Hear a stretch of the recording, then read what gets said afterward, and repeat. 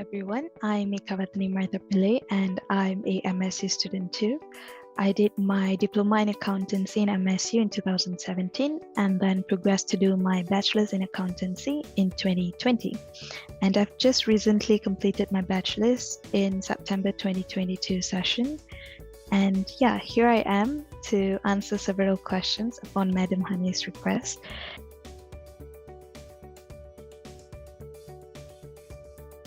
So even before I begin, I would like to say that I'm an ordinary student. I'm just a normal person. So this is purely based on what I think.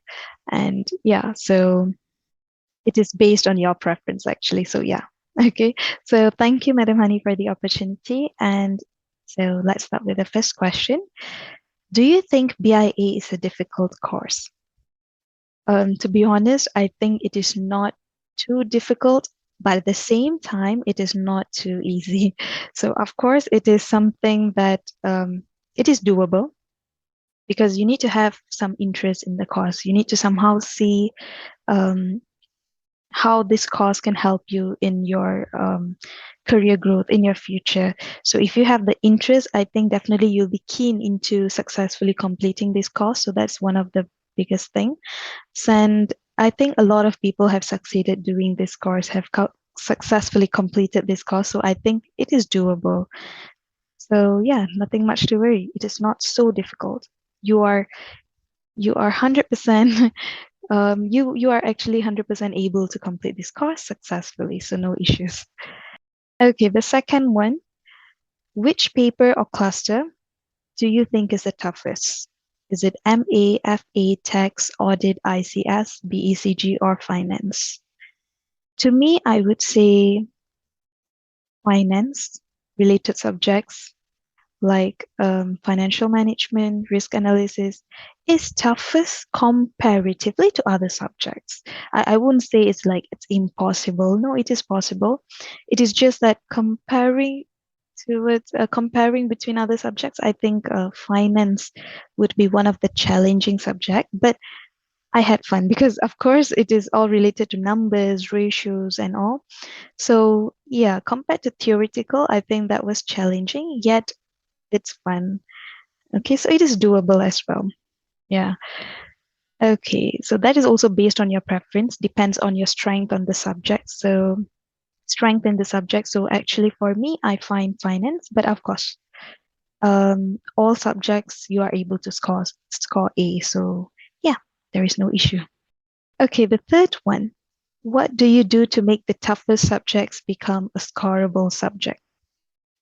Okay, for example, finance, since I said that finance is one of the challenging one that I face. So I think what did I do in order to to get over, successfully complete the toughest papers? I think I did a lot of practice. So this is something that my lecturers have told me in the beginning of my diploma itself, and something that I practice till the end of my degree is practice makes perfect, which means you need to do a lot of practice.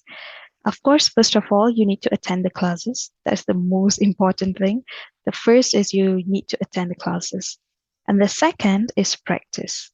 Always take down notes when the teacher teaches you something new, or even if it's repetitive, there is always something extra that the lecturer adds in, right? So always take note. Usually I have, actually I have a batch of papers with me. I have a bundle of papers with me. I write, I scribble down basically because, lecturers, they are taking classes.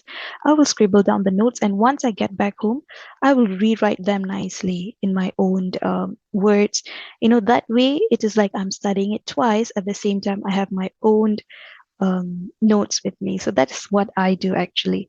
And yeah, another thing, I do a lot of practice, especially for subjects related to calculations, for example, FA, tax, MA.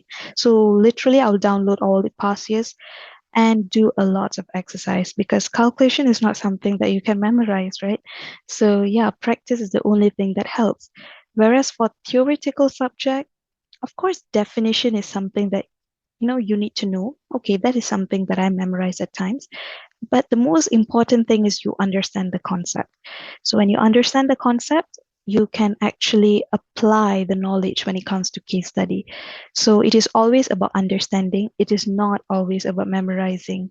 So memorizing is just, just for some key points, keywords, yeah, those things. But you need to understand them. That is when you can really, remember. It sticks in your mind, and yeah, you can eventually do well in exams. Yeah, that is how I did, to be honest. Okay. And the next question. What's your daily study routine to always keep up with the lesson? Okay, this is something that I have said, right? I've mentioned just now is that basically I always take down notes and I go through them. I do have, I won't say that I spend this specific hours of study every day, no, but I make sure that every day I do some sort of thing. For example, if I have this homework on that particular day, okay, I'll make sure I complete it. Or if I'm not able to do that, if I have something in line, then I would arrange. Basically, I'll have my own schedule when to do, because we have assignments, we have group assignments, individual assignments, we have a lot of submissions, right? So I'll make sure that I have a schedule. But sometimes I understand that some people could not keep up on schedules. I do have that challenges at times. I can't keep up to my schedule. So I try to adjust accordingly. Okay, so basically, I would set my priorities.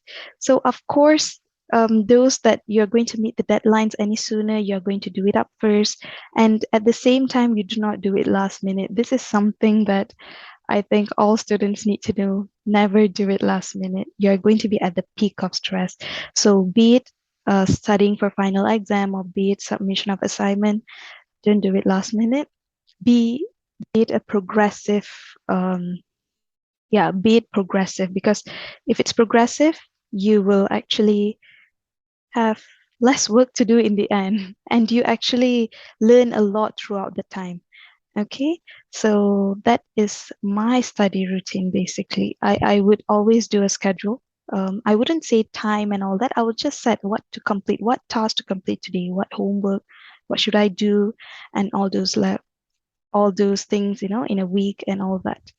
So yeah, that's my study routine. And the fifth one, three important factors which help to push yourself to the final end. Okay, so I would say the factors, I think this is something that I have heard from my teachers from secondary school and a few of my lecturers in MSc as well. They told me that I was a dedicated student. This is like self-praising, no? Okay, so yeah, so I think dedication is important, which means like hard work and consistency. Of course, I wouldn't say that, I'm a super duper consistent hard work person, no. But as long as I try to put the minimum effort every day. So for example, if I have in mind, to complete 5 tasks a day, but somehow I actually only managed to complete 3. Okay, so I'm going to like, okay, fine. There's something that I did not accomplish today, and I will try to somehow, manage my schedule. I'll try to somehow put on extra effort the next day because I got to motivate myself up, to achieve several things. So I have to put extra effort there, and I have to be consistent there. So yeah, all this, it is not one day thing, to achieve something big. No, it is definitely not a one day thing. It really needs hard work, and it needs a consistent hard work, consistent level of dedication into it. So yeah. And it is not something big that y'all are thinking. It's just little steps. They say sedikit-sedikit lama-lama menjadi bukit, right? So that little things will actually become a big thing in future when you look at it. So yeah. And of course, another thing that I always remember that my parents, my teachers since young, they have told me, get your blessings from your teachers, from your parents, from the people around you. Just create that positivity, get their blessings, all that you need. So yeah, that is also important thing. All right. My favorite self-motivation quote, that's the next one. My most favorite self-motivation quote. Okay, so this is a quote. This is a lyric okay, from a Tamil song that I always hear. It is a motivational song. So I'm going to translate it. So the meaning, the lyrics is, don't lose present for the future. As you sow present, so you reap the future. In other words, um, do not think about the future so much that you actually lose the ability to live in the present. And at the same time, remember that what you actually plant today, what seed, I don't know, what is it that you actually plant today is actually that is going to be a big tree tomorrow, that you're going to reap the fruits through it. So yeah, basically the mini steps that you do today is going to be the big steps that you are going to see at the peak. So even now you feel like you're at the beginning, at below the mountain. At the end of the day, you are actually eventually going to reach at the peak of the mountain. So yeah, no, slowly progressing is still a progress. So that is one of the quote. And the last one, message to inspire your junior. Okay. As I said, I'm an ordinary person too, ordinary student. Um, all I would say is trust me, in the end, all of it is actually worth the hustle, hard work, and sacrifices.